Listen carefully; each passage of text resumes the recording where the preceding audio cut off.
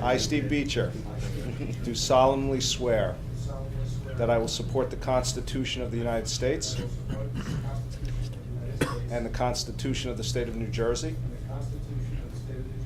that I will bear true faith and allegiance to the same and to the governments established in the United States and in this state under the authority of the people, and that I will faithfully, impartially, and justly perform all the duties of the office of Captain of the Mount Olive Township Police Department, according to the best of my ability. So help me God. Congratulations.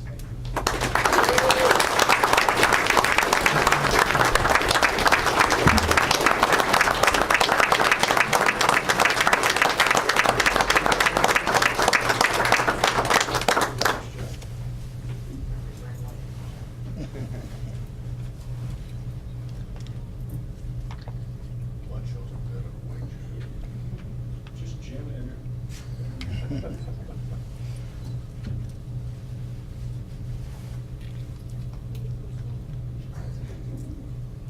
I just need you to sign here, Steve, and put your address.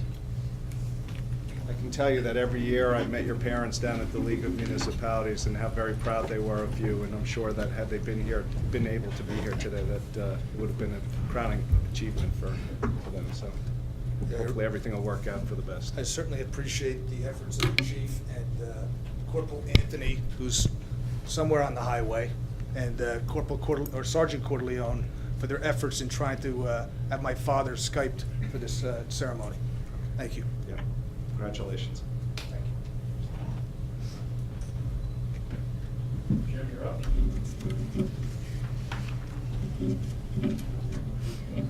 I would like to also Skype in the future.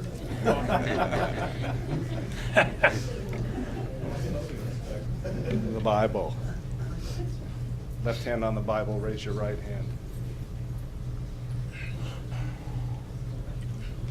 I, Jim Dunn, I, Jim Dunn, do solemnly swear do solemnly swear that I will support the Constitution that I will support the Constitution of the United States of the United States and the Constitution of the State of New Jersey, and the Constitution of the State of New Jersey, that I will bear true faith I will bear true faith and allegiance and allegiance to the same to the same and to the governments established and to the governments established in the United States in the United States and in this state and in this state under the authority of the people, under the authority of the people, and that I will faithfully, and I will faithfully, impartially, impartially, and justly perform and justly perform all the duties of all the duties of the office of the office of Lieutenant of the Mount Olive Township Police Department, Lieutenant of the Mount Olive Township Police Department, according to the best of my ability.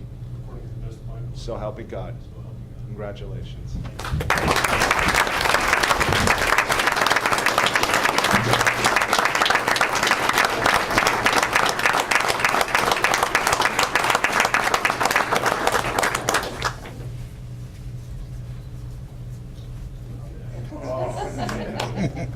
Jim, I need your signature here.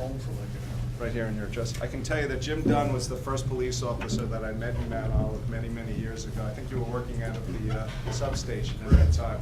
We played golf together in some outing. And I think I actually beat you that day, but it's probably the last time I ever beat you. I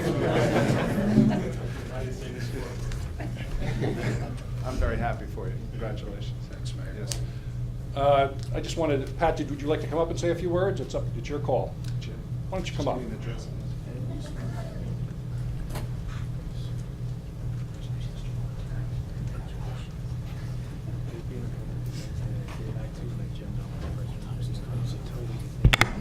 I'll definitely have to lower this, I guess. First of all, I wanted to say congratulations to both of your officers that received their promotions today.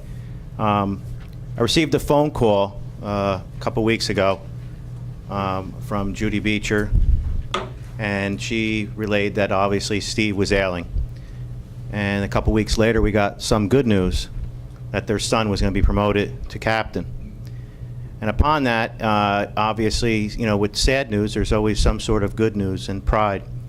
And they were so elated, and I was going to take Judy here, obviously, because his father was ailing.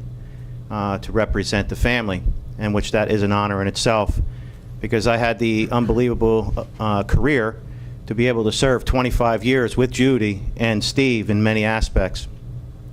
And every promotion, as you see here tonight, I had the opportunity of having Judy Beecher swear me in, and Steve to be right there cheering right behind me, a person who loves law enforcement and has an honorable disposition and cares deeply for what we as law enforcement do every day.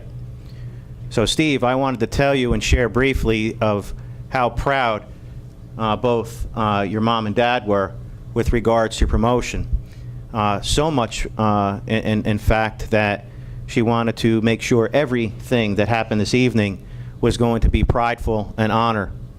And what I see here tonight actually happened. And by trying to Skype, we call his father Beach, trying to get him to actually see it on a computer was quite a feat. I like to say that knowing you and your family has been a blessing in my life, and they've been a blessing in many people's lives, not just here in Florham Park or in the community that you serve, or wherever they touch individual lives, as you said earlier, Mayor, being down at the League of Municipalities. It's important to know that they're individual people that share themselves in many, many ways. And that obviously shows here, Chief, with the selection of making your captain, as you said, your second-in-command deputy chief for this department. It is a wonderful one.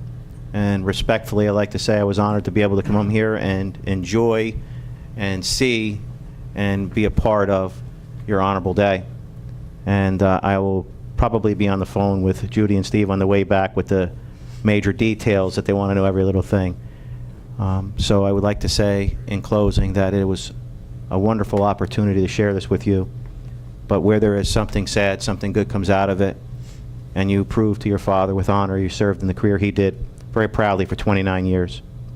And it's an honor to know you and your family. Thank you. Mayor and Council, thank you.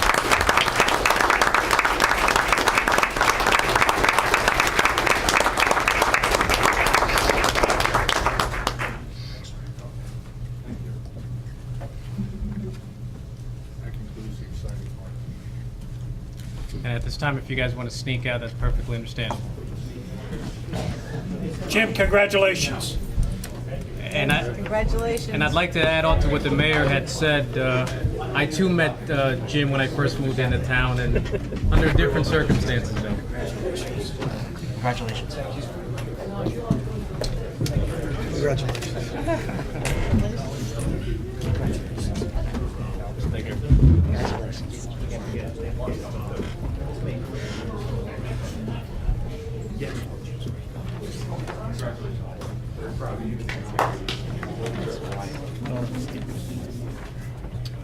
Okay, we're on to ordinances. There's only one ordinance up for discussion. Just want to make sure that everyone's aware that there are 2 positions being added. Does anyone have any questions or comments? Mr. Perkins? Thank you, Mr. President. Before the meeting, I had a brief moment to speak with a township attorney. I would like to have introduced by title the ordinances that established the deputy director for the Department of Public Works, as well as the Division of Fleet Maintenance, which is no longer a part of the code and should be added under the Department of Public Works.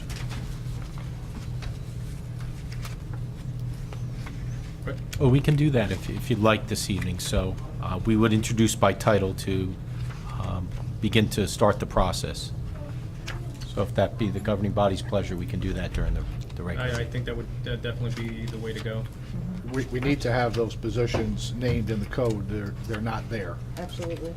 So we need to, it's fine to have the position, and I understand that, and the thrust of the mayor is we need to get this moving by January 1st.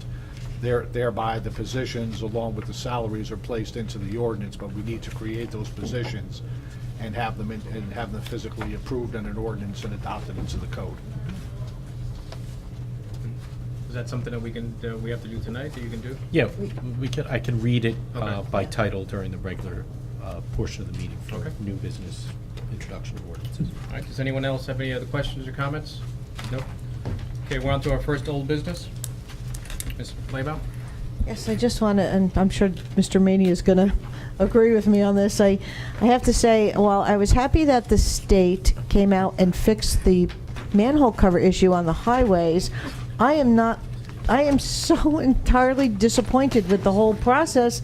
Now we got these big squares around each one of our manhole covers on the highway, and we all know that they're going to wear and tear, and we're going to have all kinds of issues. And Well, I just don't understand why. not so much the wear and tear, but when you make a joint, Yeah, water gets in there. absolutely. And the thawing and freezing cycle Yep. expands things.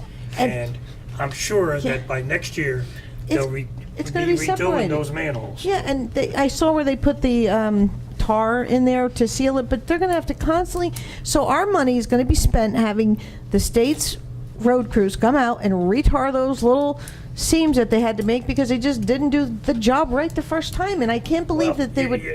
Colleen, if I may, you really can't blame the contractor. No, it's not the resident contractor. engineer Right. of that project, of the state of New Jersey. Thank you for the clarification. You're absolutely 100%. And I just find that, especially in these hard economic times, to waste the kind of money. And, the other thing, too, it's not just here in Mount Olive. I've seen it on other state roads throughout our area. So this was a defect or default in the whole entire Well, process. not a defect, because the state didn't want to pay the money to raise the manholes. Mr. Maney, if you could be so kind, just speak closer to the mic. I'm sorry. The state didn't want to pay the money to raise the manholes. Right.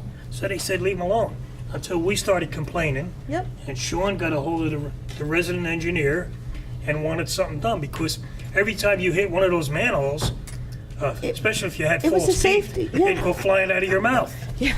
Well, it was also a safety issue for motorists, and so I don't know. So I And just people were swerving. to Swer- try to miss them absolutely, or and else going you're- into another lane. yeah, and so I just really have to voice my opinion on it because I just think it's outrageous, and I just hope that any other projects in the future that.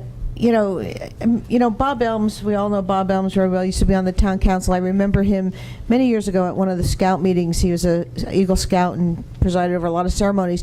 And he said, if you don't take the time to do the job right the first time, what makes you think you're going to have the time to do it right the second time?